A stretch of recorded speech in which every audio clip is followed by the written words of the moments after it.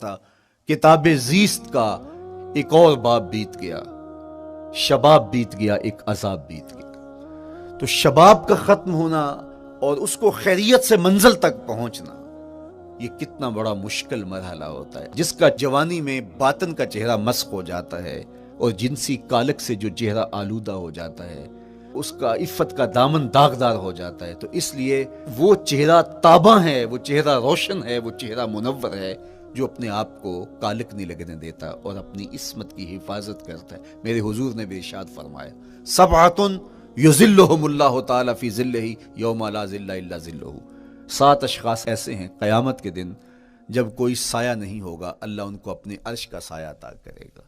ان میں سے پہلا شخص امام عادل، عادل حکمران، دوسرا شخص وشاب نشأ فی عبادت اللہ، وہ جوان جس کی جوانی اللہ کی عبادت میں بسر ہوئی، تیسرا وہ شخص ورجل قلبہ معلق بالمساجد، وہ شخص جس کا دل مسجد میں لگتا ہے، مسجد میں جمتا ہے، اور چوتھا شخص ورجل دعته امرأة ذات منصب وجمال فقال انی اخاف اللہ، وہ شخص جس کو دعوت گناہ ملی اور حسن قدموں میں بچھنے کے لیے بےتاب ہوا، اور اس نے کیا کہا، انی اخاف اللہ، میں اللہ سے ڈرتا ہوں، میرا اللہ مجھے دیکھ رہا ہے۔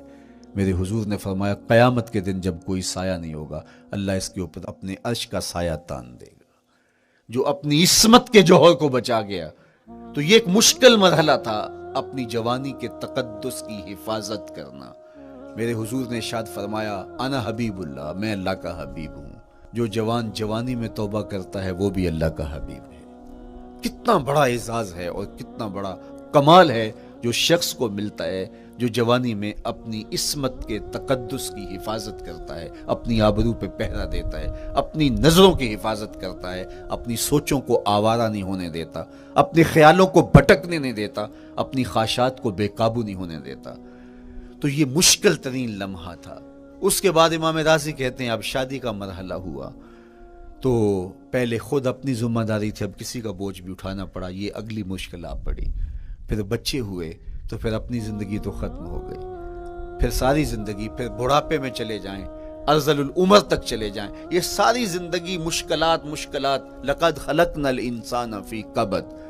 تو ہمیں عملی طور پہ مشکلات کے مقابلے کے لیے تیار ہونا چاہیے۔ دیکھیے ہم جب شکار کرنے جاتے ہیں اور وہ خطرناک جنگل ہو جس میں شیر، بھیڑی اور دیگر جانور بھی ہوں، تو پھر ہم حفظ ما تقدم کے طور پہ سب کچھ ساتھ لے کے جاتے ہیں اور اس انداز سے جاتے ہیں کہ ہمارے اوپر اگر کوئی حملہ ہو تو بچاؤ کی یہ تدبیر ہو۔ تو ہم عملی طور پہ اس کے لیے خود تیار ہوتے ہیں، تو پھر کوئی ہونے والا حملہ غیر متوقع نہیں ہوتا اور ہم اس کے لیے اپنے آپ کو مستعد اور فعال پاتے ہیں۔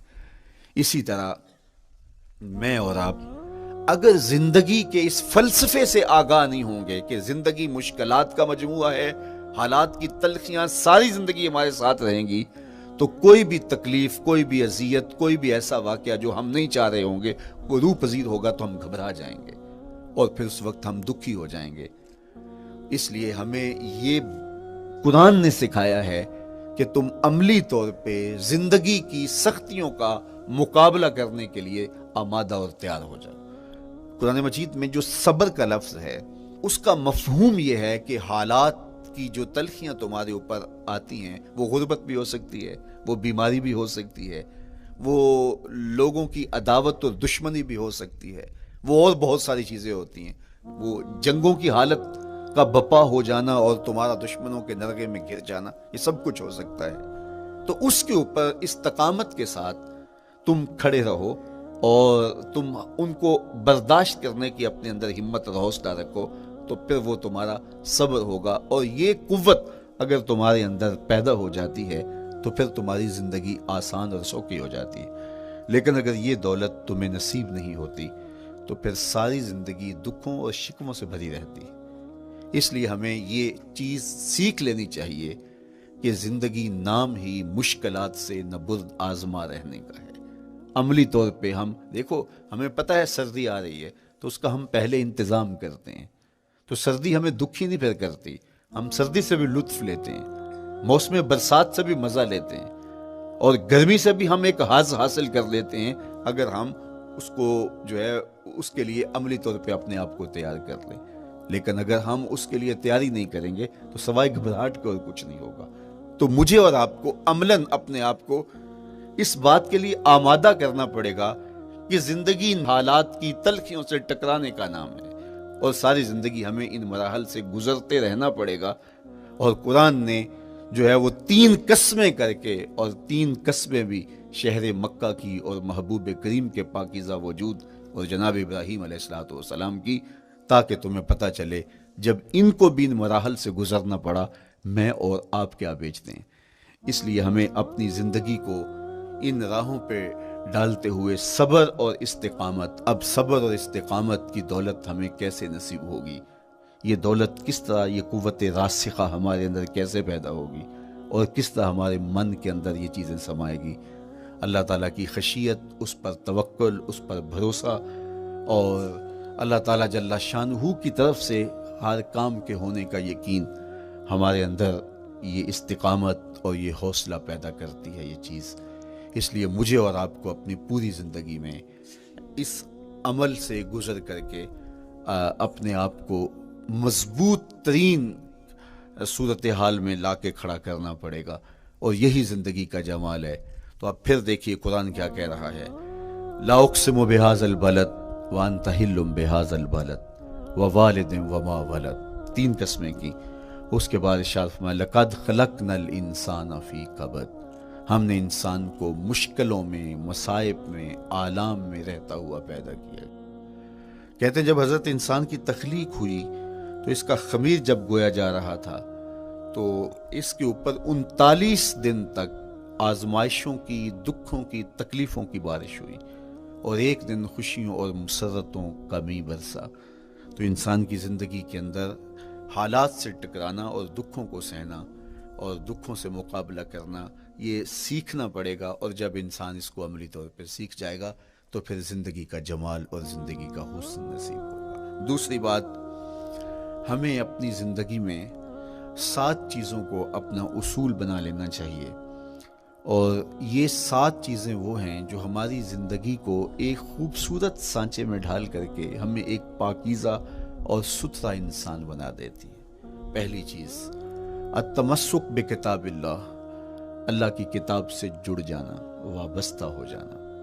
جب ہم کتاب اللہ سے وابستہ ہو جائیں تو پھر ہمارے باطن کی اور نفس کی تربیت ہوتی ہے، اور پھر ہم وہ مطلوب انسان بنتے ہیں جو ہمارا رب ہم سے تقاضا کرتا ہے. تو اس لیے ہمیں اپنی زندگی میں اس چیز کو لازم کر لینا چاہیے کہ ہمارا کوئی بھی دن قرآن مجید کی تلاوت کے بغیر نہ گزرے. اپنے دن کا آغاز قرآن مجید کی تلاوت سے کیجیے.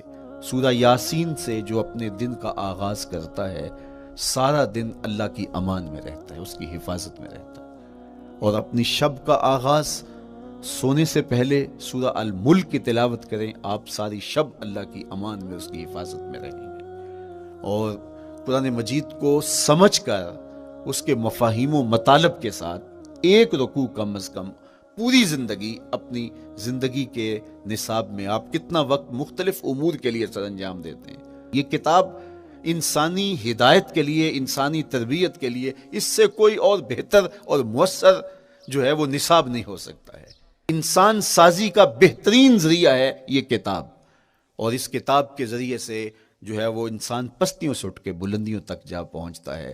اقبال نے تو کہا کہ گر تمی خواہی مسلمان زیستن نیست ممکن جز بقرآن زیستن، اگر تو مسلمان بن کے جینا چاہتا ہے تو قرآن کے بغیر ایک قدم بھی نہیں چل سکتا. تو آگے چل کے اسی نظم میں کہا کہ فاش می گوئم آنکھ در دل مزمرست ای کتابیں نیست چیزیں دیگرست. اگر میں کھل کے بیان کر دوں جو میرے سینے میں چھپا ہے تو میں تجھے بتا دوں کھل کے یہ کتاب نہیں، یہ کوئی اور ہی شے ہے. کن لوگوں کو کہاں سے اٹھایا اور یہ کتاب کہاں تک لے گئی، جو باہمی جنگ و جدل میں الجھے ہوئے تھے اور حرف شناس بھی نہیں تھے، جو سواد آشنا بھی نہیں تھے، پھر انہوں نے جو ہے وہ روما کی سلطنت بھی الٹ کے رکھ دی. یہ کرشمہ تھا اس کتاب کا جس نے زندگی کا جمال ان کی روحوں کے اندر پیدا کر دیا. تو میں اور آپ اپنی زندگی میں قرآن مجید سے کبھی بھی دور نہ ہوں.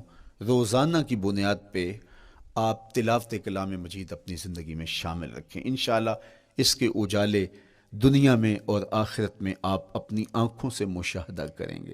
حضرت امام احمد بن حنبل فرماتے ہیں میں نے رب سے کہا کہ مجھے اپنا قرب عطا کر، آواز آئی میرا قرب چاہتے ہو تو قرآن پڑھا کرو۔ یہ رب کی قربت کی بھی ضمانت ہے اور ضبط نفس اور باطن کی تربیت کا بھی ذریعہ ہے۔ اچھا، دوسری بات، والاقتداء بسنت رسول اللہ صلی اللہ علیہ وآلہ وسلم، ہمارے لیے بہترین نمونہ ہمارے حضور علیہ الصلوۃ والسلام کی زندگی ہے، حضور کے دیا ہوا نظام حیات ہے جس پر حضور نے خود عمل کر کے دکھایا۔ میرا عشق رسول، میری محبت رسول اس بات کا تقاضا کرتی ہے کہ میں ان کے طریقہ حیات کے مطابق اپنی زندگی گزاروں۔ اسلام دعوے کی بات نہیں کرتا، دلیل ہم سے مانگتا ہے۔ آج میں کہتا ہوں میں عاشق رسول ہوں، اور اتنا بڑا عاشق رسول ہوں کہ میرے جیسا زمانے میں دوسرا کوئی نہیں۔ میرے جذبات ایسے دکھائی دیتے ہیں آسمان کو چیر دوں گا اور زمین کو پھاڑ دوں گا، لیکن ہمسایوں کے ساتھ میرا سلوک بتاتا ہے کہ میں عاشق رسول نہیں ہوں۔